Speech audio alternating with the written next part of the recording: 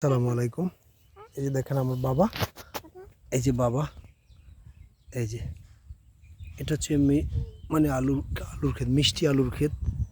এই হচ্ছে মিষ্টি আলুর ক্ষেত।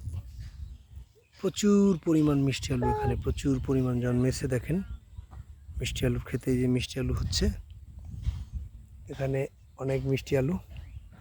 এই মিষ্টি আলু আমাদের আসলে বিভিন্নভাবে উপকৃত। মিষ্টি আলু যেমন ঔষধি, তেমনি একটি ফল হিসাবে খাওয়া যায়, তেমনি একটি তরকারিও খাওয়া যায়, তেমনি একটি আসলে আমাদের মানে সালাদ হিসাবে আসলে মিষ্টি আলু খাওয়া যায়। মিষ্টি আলুর প্রকারভেদ আসলে অনেক, এর গুণাবলী শেষ করা যাবে না। এটা অর্থনৈতিকভাবে যেভাবে সমৃদ্ধি লাভ করে, তেমনি আমাদের জীবিকা নির্বাহও করে আসলে অনেক দিক থেকে। তো আসলে এটা হারিয়ে যাওয়া বা বিলুপ্তির পথে গ্রাম বাংলায়। তো এটা এখন আর দেখা যাচ্ছে না। তো বন্ধুরা আসলে আপনারা এর মতামত তুলে ধরবেন। কেমন লাগলো আজকে ভিডিও? আল্লাহ হাফেজ।